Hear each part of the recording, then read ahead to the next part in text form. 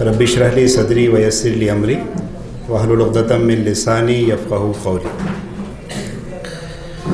آج کے اس اہم کیمپ میں شریک تمامی معزز شرکائے ورکشاپ، بہت خوشی کی بات ہے کہ الحمدللہ ایک اچھی تعداد میں مہاراشٹرا کے مختلف یونٹ سے یہاں پر ایک اہم موضوع کے تحت آپ لوگوں نے 2 دن فارغ کرنے کا فیصلہ کیا ہے۔ اللہ تعالیٰ آپ کی اس قربانی کو قبول فرمائے۔ میں سمجھتا ہوں کہ صبح سے جو گفتگو یہاں پر ہوئی ہوگی، جس میں مختلف عناوین کے تحت آپ لوگوں کی رہنمائی کی گئی، اور اس کے بعد یہ کہ آپ کو کچھ اسائنمنٹ سے بھی الحمدللہ گزارا گیا، تو یہ جو 2 دن کا ہمارا ورکشاپ ہے، تو میں سمجھتا ہوں کہ اس میں تقریریں کم ہو رہی ہوگی اور ہم ایک 2 وے انٹریکشن کے ذریعے کچھ موضوعات کو سمجھنے کی کوشش کر رہے ہیں۔ تو میں سمجھتا ہوں یہ ایک اچھی چیز ہے، بہت خوش آئند ہمارا اجتماعی کلچر کا یہ پہلو ہے کہ ہمارے پاس تقریریں بہت کم سے کم ہوں اور ہم انٹریکشن کے ذریعے کچھ موضوعات کو سمجھیں اور ایک دوسرے کو سمجھانے کی ہم کوشش کریں، تاکہ کوئی ہمارا ایک عملی پلان بنے، ایکشن اورینٹڈ ہمارے کیمپس ہوں کہ کیمپ کے بعد کچھ تبدیلی خود ہماری اپنی شخصیت میں رونما ہو اور ہمارے اجتماعی کلچر میں بھی کچھ تبدیلیاں ہم کو دیکھنے کو ملیں۔ جس ٹاپک کے تحت اس وقت آپ لوگوں سے گفتگو کرنی ہے وہ جماعت اسلامی ہند مہاراشٹرا، اس وقت چیلنجز اور آپ سے توقعات۔ اس وقت جس ریاست میں الحمدللہ اللہ رب العزت نے ہم لوگوں کو کام کرنے کا موقع دیا ہے، تو یقیناً یہاں پر بھی کچھ نظریاتی سطح پر چیلنجز ضرور ہیں، لیکن کمپیئر ٹو ادر اسٹیٹس جو ہماری ملک کی ہیں، اس کے مقابلے میں یہاں پر چیلنجز اتنے زیادہ شدید نہیں ہیں۔ ایشوز یہاں کے کچھ مختلف ہیں، بلکہ پازیٹیو سائڈ اس ریاست کا یہ ہے کہ یہاں پر ہمارے لیے کام کرنے کے ان گنت مواقع موجود ہیں، الحمدللہ میڈیا کے اندر بھی موجود ہیں، اور اب تو سوشل میڈیا اللہ رب العزت کی طرف سے ہمارے لیے ایک ایسی نعمت ہے کہ جس میں ہم بہت زیادہ با اختیار ہیں، ہم بہت زیادہ لمیٹیڈ نہیں ہیں۔ اس پر بھی گورنمنٹ اگر چاہے تو ریسٹرکشنز لا سکتی ہے کہ آفٹر آل وہ بھی ایک ٹیکنالوجی ہے، اور ٹیکنالوجی کو بہت آسانی کے ساتھ کنٹرول کیا جا سکتا ہے، لیکن پھر بھی اسے کنٹرول کرنا نسبتاً مشکل ہے کمپیئر ٹو پرنٹ میڈیا اور الیکٹرانک میڈیا۔ تو اللہ رب العزت کی طرف سے یہ ہمارے لیے ایک بہت بڑی نعمت ہے۔ تو ہم چونکہ بندہ مومن ہیں، ہر نعمت کے بارے میں ہمارا یہ تصور ہونا چاہیے کہ کل آخرت میں اس کے بارے میں ہم کو اللہ تعالیٰ کے سامنے حساب دینا ہے۔ نبی کریم صلی اللہ علیہ وسلم کی سیرت کا اگر ہم مطالعہ کریں تو صرف ایک واقعے کی طرف اشارہ کرتے ہوئے اپنی گفتگو کو آگے بڑھاؤں، وہ یہ کہ نبی کریم صلی اللہ علیہ وسلم نے اپنے صحابہ کی تربیت انہی خطوط پر کی تھی کہ جو نعمتیں ہمیں میسر ہیں، ان نعمتوں سے زیادہ ہم استفادہ کریں، اور اس کے ذریعے عدل کو قائم کرنے کے سلسلے میں، ظلم کے خاتمے کے لیے، ایک چینج لانے کے لیے، ایک تبدیلی لانے کے لیے ہم ہر وقت متحرک رہیں، کسی اپارچونٹی کو ہم ضائع نہ کریں۔ جو اپارچونٹی بھی ہمیں مل رہی ہے، جو مواقع بھی ہمیں مل رہے ہیں، ان مواقعوں کو ہم ضائع نہ کریں۔ جو نعمتیں بھی اللہ تعالیٰ نے ہم کو دی ہیں، چاہے وہ چھوٹی ہو یا بڑی نعمت ہو، اس کے بارے میں یہ احساس ہمارے دل میں ہر وقت زندہ رہے کہ کل آخرت میں اللہ رب العزت کے سامنے اس کے بارے میں ہمیں جواب دینا ہے۔ تو میں صرف ایک واقعے کا تذکرہ کرتے ہوئے گفتگو کے آگے بڑھاؤں کہ نبی کریم صلی اللہ علیہ وسلم ایک موقع پر اپنے صحابہ کے ساتھ ایک باغ میں کھجور اور پانی اس سے استفادہ کر رہے تھے، وہ آپ کو میسر تھا۔ تو ایسے موقع پر بھی نبی کریم صلی اللہ علیہ وسلم نے اپنے صحابہ کے ساتھ جو تھاٹ شیئر کیا، وہ میرے نزدیک بہت دلوں کو تبدیل کرنے والا تھاٹ ہے، ایکشن اورینٹڈ وہ تھاٹ ہے۔ وہ یہ کہ یہ وہ نعمتیں ہیں، یہ جو کھجور ہم کھا رہے ہیں، یہ جو پانی ہم کو میسر ہے، کل آخرت میں اس کے بارے میں بھی پوچھا جائے گا۔ تو آج جماعت اسلامی ریسورسز کے لحاظ سے بہت رچ جماعت بنتی جا رہی ہے، الحمدللہ۔ ہمارے بزرگوں نے اس سے پہلے جو کام کیا ہے، تو اتنے زیادہ بلکی سیٹ اپ اور انفراسٹرکچرز ان کو میسر نہیں تھے۔ آپ تاریخ کا مطالعہ کیجیے، وہ تاریخ آپ کو کتابوں میں نہیں ملے گی، بلکہ اپنے مقام پر جو بزرگ ارکان ہیں ان سے انٹریکٹ کیجئے کہ جماعت کا آغاز کیسے ہوا، کس طرح کی مخالفت تھی، علماء کا کیا رول تھا اور بھی دیگر لوگوں کا کیا رول تھا، کس طرح کے حالات میں انہوں نے اس آئیڈیالوجی کو پروموٹ کیا، اس آئیڈیالوجی کو لوگوں کے سامنے رکھا، اس پیغام کو سامنے رکھا، تو آپ محسوس کریں گے کہ اس وقت ریسورسز بہت لیمیٹیڈ تھے اور اس کے باوجود بہت بہتر انداز میں کام ہوا۔ آج جب ہمارے پاس ریسورسز کی بہتات ہے، بہت ساری فیسلٹیز آج ہمارے لیے میسر ہیں، تو ہماری کوشش یہ ہونی چاہیے کہ اس کا زیادہ سے زیادہ بہتر استعمال ہم کرنے والے بنیں۔ ہمارے یہ اسٹرکچرز ہماری میٹنگوں اور ہفتے واری اجتماعات تک کے لیے محدود نہ ہو جائیں۔ ہمارے یہ اسٹرکچرز عوام کی زندگی میں فلاح و بہبودی کے کام کرنے والے بنیں۔ ہمارے یہ اسٹرکچرز عدل کو قائم کرنے کی ایکٹیویٹیز کی میٹنگیں کرنے والے بنیں۔ ہمارے یہ اسٹرکچرز آزادی کا صحیح تصور لوگوں کے سامنے پیش کرنے والے بنیں۔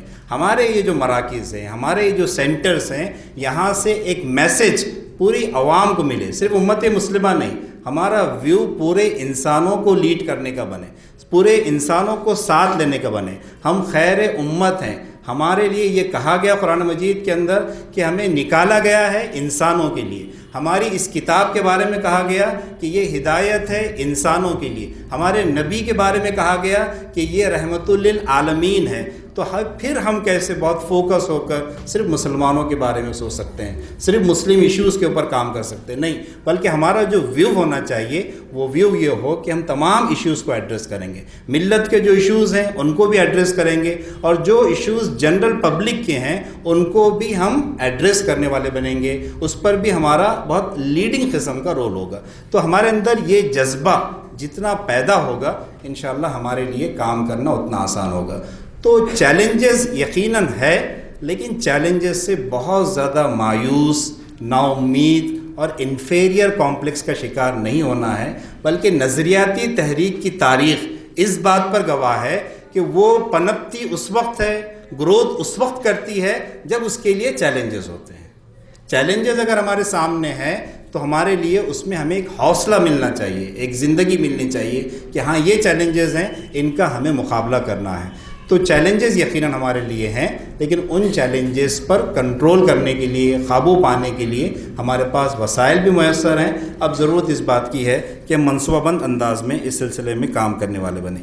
تو پہلی چیز جو میں اس موقع پر آپ لوگوں کے ساتھ شیئر کرنا چاہ رہا ہوں وہ یہ کہ ہمارے سامنے اس وقت جو نظریاتی قسم کے چیلنجز ہیں، خاص طور پر فسطائی قوتوں کی طرف سے، فیشسٹ لوگوں کی طرف سے جو چیلنجز ہمارے سامنے ہیں، تو اس کا بہت گہرائی کے ساتھ ہم کو مطالعہ بھی کرنا ہوگا، اور اس کا جو ایک مان لیجیے اس کا ایک کاؤنٹر نیریٹو جو ہو سکتا ہے وہ ہم کو کھڑا کرنا ہوگا۔ اور ہماری کوشش یہ ہونی چاہیے کہ جو چیزیں پہلے سے ایک ایجنڈا سیٹ کرنے کی کوشش کی جا رہی ہے، ہم صرف اسی ایجنڈے کے اوپر کام نہ کریں، بلکہ ہم آگے بڑھ کر ایک نیا نیریٹو، ایک نیا ایجنڈا ہم سیٹ کرنے والے بنیں۔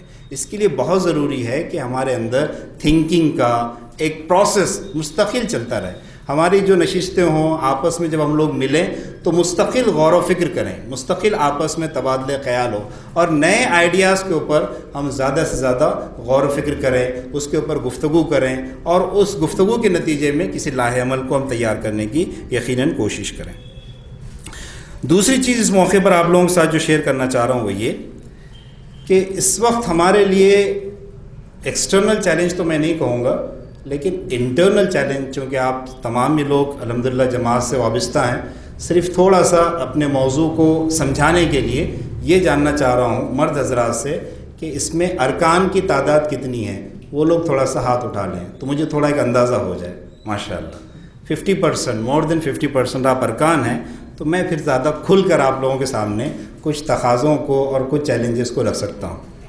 ہمارا بگیسٹ چیلنج یہ ہے کہ آج ہم کو مختلف محاذوں پر کام کرنے کے لیے باصلاحیت افراد کی جو ایک بڑی ٹیم چاہیے، وہ ٹیم ابھی ہمارے پاس میسر نہیں ہے۔ بالکل بھی ہماری صفوں میں باصلاحیت افراد نہیں ہے، میں یہ بات نہیں کہہ رہا ہوں، لیکن جس طرح کے تقاضے ہیں، جو اس وقت کی ضروریات ہیں، جس رفتار کے ساتھ ہم کو چلنا ہے، اور جو مزید کچھ نئے محاذ پر کام کا آغاز کرنا ہے، ابھی مہاراشٹرا کے سلسلے میں اکثر بہت تکرار کے ساتھ ہم لوگ سنتے ہوئے آئے ہیں کہ یہاں پر الحمدللہ تقریباً 50 شعبوں کے تحت کام ہوتا ہے، لیکن کیا ایک نظریاتی تحریک کے لیے صرف 50 شعبے ہی کافی ہیں، یا ابھی کچھ اور مزید شعبے ایسے ہیں جسے میں ان ٹچ شعبے کہتا ہوں کہ جس پر ابھی ہم نے کام کا آغاز ہی نہیں کیا ہے، اور ایک بڑی تعداد میں دوسرے نظریات کے حاملین ان محاذوں کے اوپر کام کر رہے ہیں، تو ان محاذوں پر ہم کام کا آغاز کیسے کریں گے؟ اس کے لیے ہمارے درمیان میں باصلاحیت افراد کی ایک بڑی ٹیم چاہیے۔ ابھی جو تعداد ہمارے پاس میسر ہے وہ ان تقاضوں کو پورا کرنے کے لیے کافی نہیں ہے، تو یہ ہمارا ایک انٹرنل چیلنج ہے جس کو اوور کم کرنے کی یقیناً ہمیں کوشش کرنی چاہیے۔ اور یہ کیسے ہوگا؟ سوال یہ ہے کہ اس چیلنج پر ہم کیسے قابو پائیں گے، اس چیلنج کو کیسے ہم ایڈریس کریں گے؟ دیکھیں، ہماری کوشش یہ ہونی چاہیے، جو نبی کریم صلی اللہ علیہ وسلم کی زندگی اس سلسلے میں ہماری رہنمائی کرتی ہے، وہ یہ کہ جب ہم اس جماعت سے، اسلام سے، اس آئیڈیالوجی سے لوگوں کو قریب لانے کی جو ہماری کوشش ہوتی ہے، عوام کے درمیان ہم جاتے ہیں، اپنے پیغام کو پیش کرتے ہیں، اپنے نظریے کو پیش کرتے ہیں، تو یقیناً ہم ایک عوامی تحریک ضرور ہیں۔ ہماری کوشش ہوگی کہ اس ملک میں، اس ریاست میں بسنے والا ہر شخص، چاہے وہ مرد ہو یا عورت، جوان ہو یا بوڑھا، وہ ہمارے اس دعوت کو سنے بھی، ہمارے اس پیغام کی طرف وہ متوجہ بھی ہو، اور ہماری صفوں کے اندر وہ شامل بھی ہو۔ یہ تو ہماری کوشش رہے گی۔ یہ تحریک سب کے لیے اوپن ہے، لیکن ہمیں بہت فوکس ہو کر ایسے لوگوں کو بہت تیزی کے ساتھ اپنی صفوں میں شامل کرنا چاہیے جن کے اندر قائدانہ صلاحیتیں ہیں، جو لوگوں کو لیڈ کر رہے ہیں، جن کے فالوورز ہیں، اور یہ لیڈرز لوکل سطح پر بھی ہم کو ملیں گے، ڈسٹرکٹ کے لیول پر بھی ہم کو ملیں گے، ریاستی سطح پر بھی ہم کو ملیں گے۔ ان لوگوں کو ڈھونڈ کر نکالنا اور ان کے سامنے اپنی بات کو پیش کرنا، یہ ہمارے لیے بہت ضروری ہے، تبھی جا کر باصلاحیت افراد کی ایک بڑی ٹیم ہم اپنی صفوں میں تیار کرنے میں کامیاب ہوں گے۔ تو یہ ایک سیکنڈ چیز تھی جو میں آپ لوگوں کے ساتھ شیئر کرنا چاہتا تھا۔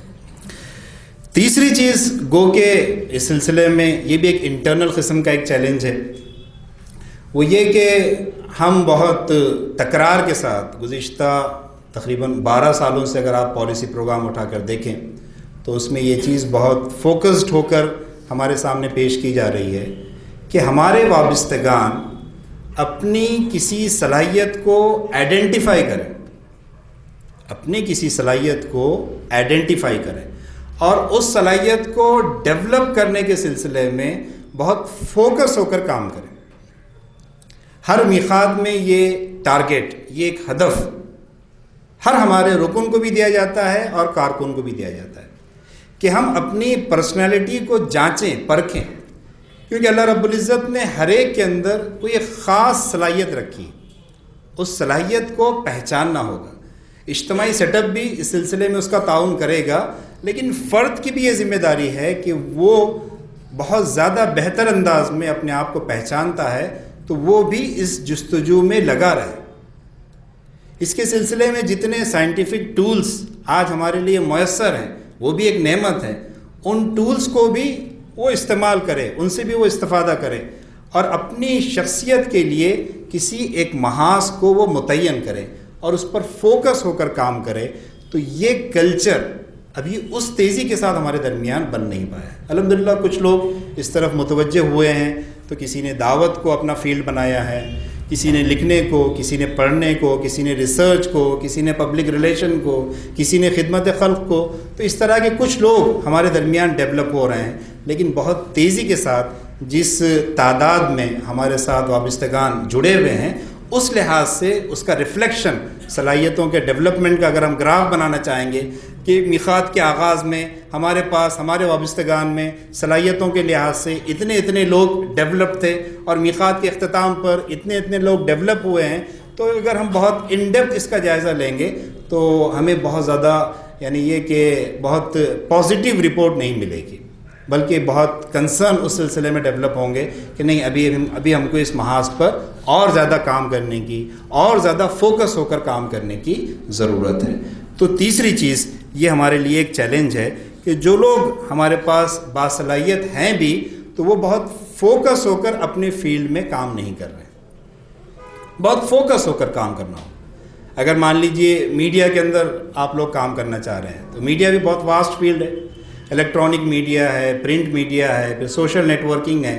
اس میں سے کس میں آپ بہت فوکس ہو کر کام کرنا چاہ رہے ہیں؟ تو کوئی ایک میدان متعین کر کے بہت لگ کر اس میں کام کرنے کا کلچر ہمارے درمیان ڈیولپ ہونا چاہیے. چوتھی چیز جو ایک چیلنج کے طور پر ہمارے پاس ابھر کر آتی ہے, جس پر بار بار ہمارے افراد کو موٹیویٹ بھی کرتا رہنا پڑتا ہے, میرا زیادہ فوکس آج کی گفتگو میں ہمارے انٹرنل چیلنجز پر رہے گا. وہ یہ کہ ہمارے جو افراد ہیں, یقیناً ایک بہت اچھا جذبہ ہوتا ہے ان کے اندر کہ وہ اسلام کی خدمت کرنا چاہتے ہیں, دین کی خدمت کرنا چاہتے ہیں, جماعت کے کاس کے لیے بہت یکسو ہو کر کام کرنا چاہتے ہیں. لیکن ایک طرح کا ان کے اندر کنسسٹنسی جسے ہم کہتے ہیں, بہت مستقل مزاجی کے ساتھ کام کرنا, جو نبی کریم صلی اللہ علیہ وسلم کی تعلیمات میں ہم کو چیز ملتی ہے کہ نبی کریم صلی اللہ علیہ وسلم نے کہا کہ کام تھوڑا ہی ہو, اس کی مطلب کثرت, کسی عمل کی کثرت مطلوب نہیں ہے, بلکہ وہ عمل کتنے تکرار کے ساتھ کیا جا رہا ہے, کتنی مستقل مزاجی کے ساتھ کیا جا رہا ہے, یہ بہت زیادہ اہم ہے. تو بہت لگ کر کام کرنا اور اس سلسلے میں اجتماعی سیٹ اپ کو موٹیویٹ کرنے کے لیے منتظر رہنا, یہ میں سمجھتا ہوں کہ آج کے چیلنجز کا سامنا کرنے کے لیے یہ ایٹیٹیوڈ, یہ سوچ اور یہ اپروچ بہت نقصان دہ.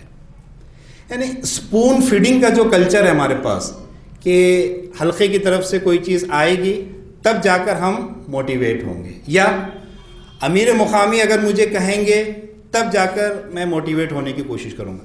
تو ہمارے پاس ایک سیٹ اپ لگتا ہے لوگوں کو صرف موٹیویٹ کرنے کے لیے.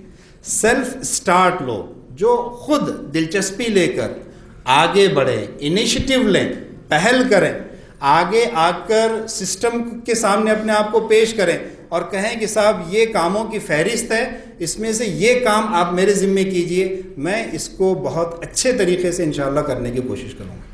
یہ جو انیشیٹو لینے کا جو ایک مادہ ہونا چاہیے, جو ہمیں صحابہ کرام کے اندر نظر آتا تھا, ہے نا.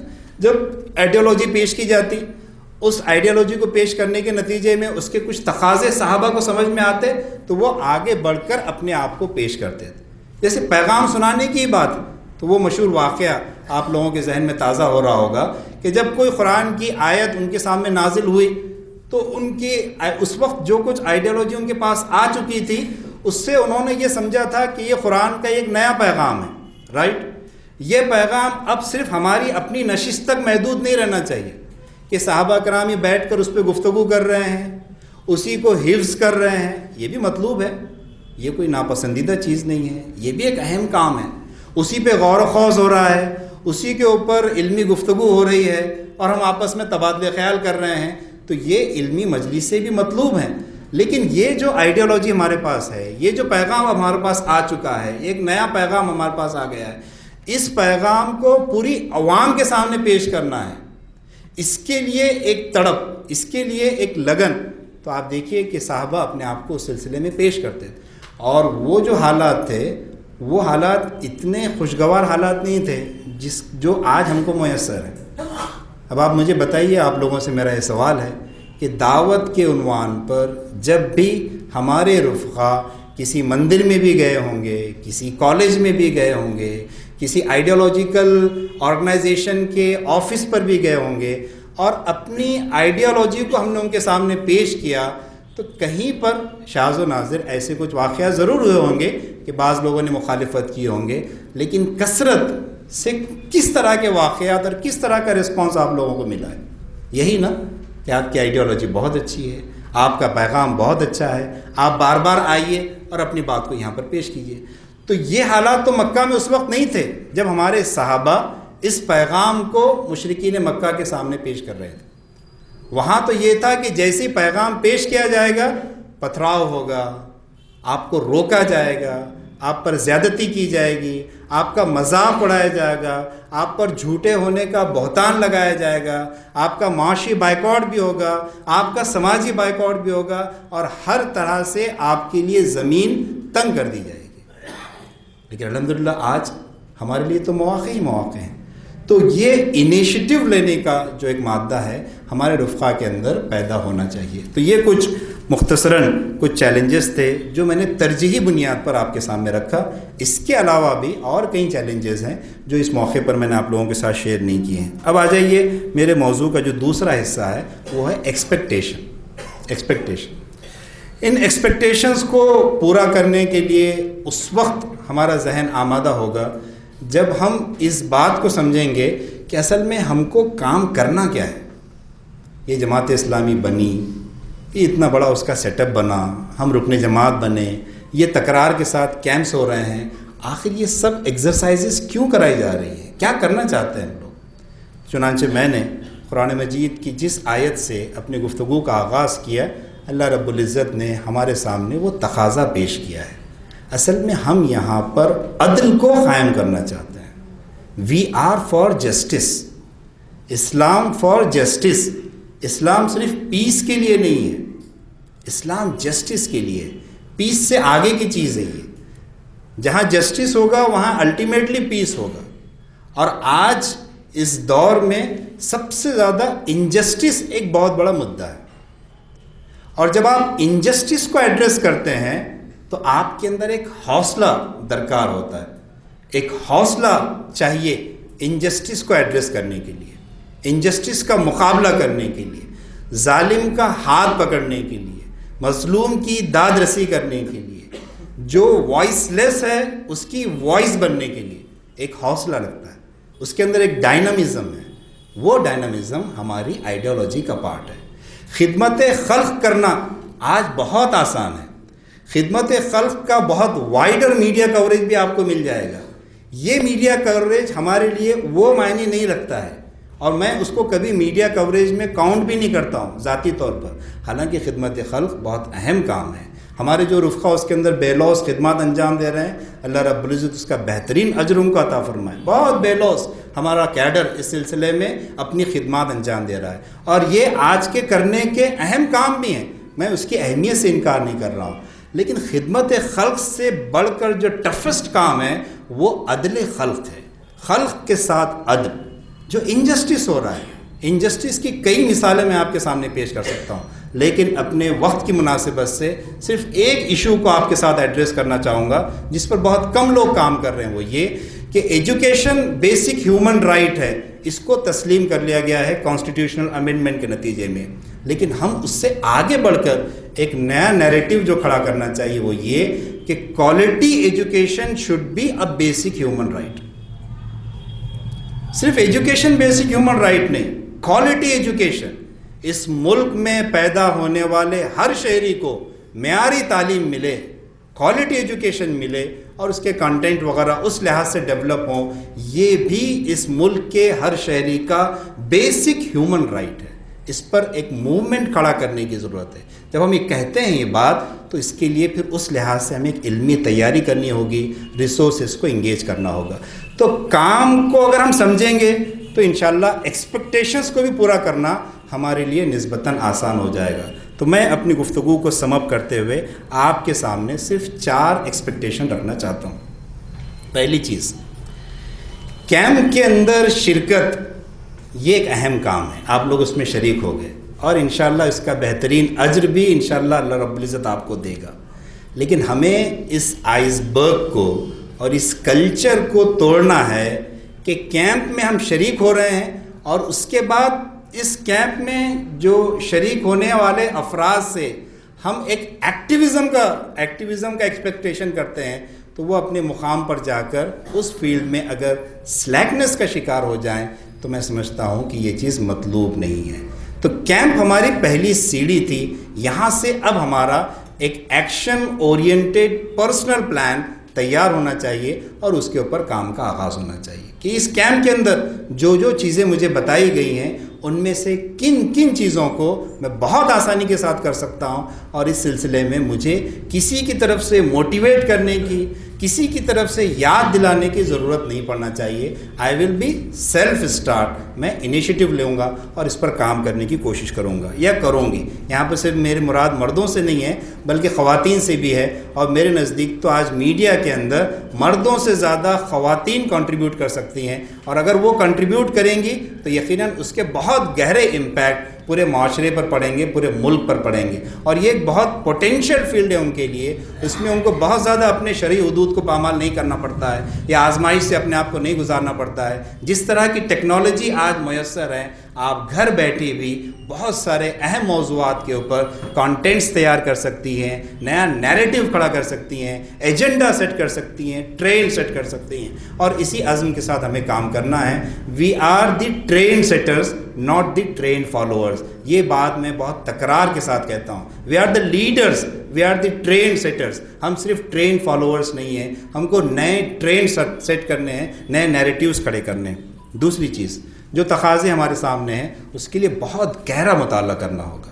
جو لٹریچر ہمارے پاس میسر ہے اس کو بھی پڑھنا ہوگا، اور اس کے علاوہ بھی نئی نئی چیزوں کو پڑھنا ہوگا، اور ہم کو اس سلسلے میں آگے بڑھنا ہوگا. البتہ مطالعے کے سلسلے میں یہ گزارش آپ لوگوں سے ضرور کرنا چاہوں گا کہ ہم دنیا بھر کی چیزیں پڑھیں لیکن قرآن مجید کو روزانہ نہ پڑھیں. یہ کلچر ہمیں اپنے درمیان ڈیولپ نہیں کرنا ہے، کیونکہ قرآن مجید فرقان ہے.